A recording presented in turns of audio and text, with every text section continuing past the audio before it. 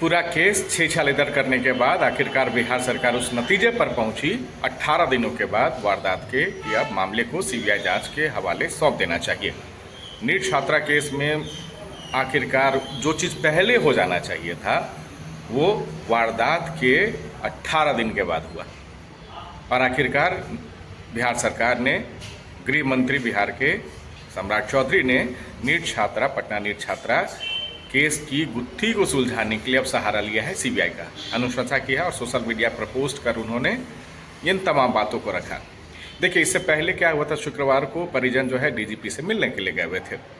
DGP से मुलाकात के बाद बहुत गुस्से में निकली वो लोग और गुस्से में जब निकले तो सब चीज़ें हो गई और बातें यहीं पे ख़त्म हो गई।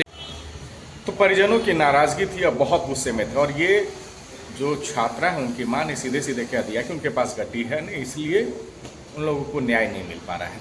तमाम विरोध हुए। देखिए, पटना पुलिस की थ्योरी अलग निकलती रही, एसआईटी ने थ्योरी अलग निकाला, फिर मामले में सीआईडी की एंट्री हुई और तमाम चीज़ों की जब थ्योरी कहाँ पे फेल होती थी तो परिजनों के दावे पर। परिजन शुरुआत से ही, जहानाबाद की जो ये बेटी थी उसके परिजन शुरुआत से ये दावा कर रहे थे कि उनकी बेटी के साथ अनहोनी हुई है, ये नॉर्मल मौत नहीं है और उसके साथ पहले रेप और फिर उसका मर्डर किया गया है। पटना पुलिस आती है, कहती है कि नहीं, परिजन को ये आरोप गलत है। पोस्टमार्टम रिपोर्ट जो आया हुआ था प्रभात हॉस्पिटल का, उसमें इन तमाम चीज़ों के आधार पर पटना पुलिस ने पीसी भी कर लिया। लेकिन हाल में वो हुआ कि एसआईटी के तरफ से जब सीआईडी की एंट्री हुई मामले में, तब निकल गए वो सिमन निकले उसके छात्रा के कपड़े में और परिजनों के दावे यहाँ भी सच साबित हुए और पटना पुलिस और एसआईटी की थ्योरी फेल हुई। डीएनए सैंपल लिया गया आरोपियों का, हॉस्टल के संचालक है वो तो मनीष जो है जो जेल में बंद है, उनका भी डीएनए लिया गया।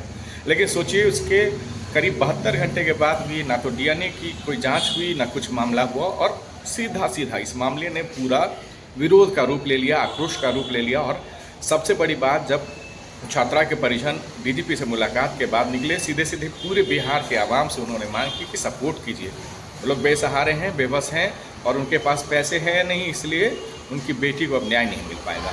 आखिरकार विरोध बढ़ा और विरोध को बढ़ते देख सम्राट चौधरी, बिहार के गृह मंत्री, ने आखिरकार अनुशंसा की, वो अनुशंसा जो पहले हो जानी चाहिए थी इस मामले में।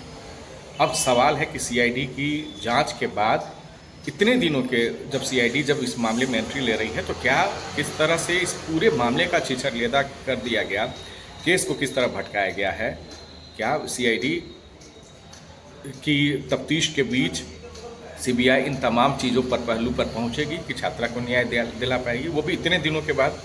लेकिन अब सीबीआई की एंट्री हो गई है तो एक उम्मीद जगी है और एक उम्मीद यही कि पटना नीट की छात्रा को न्याय मिल पाए। उम्मीद है बिहार की ये मांग पूरी होगी, सीबीआई जरूर न्याय दिलाएगी।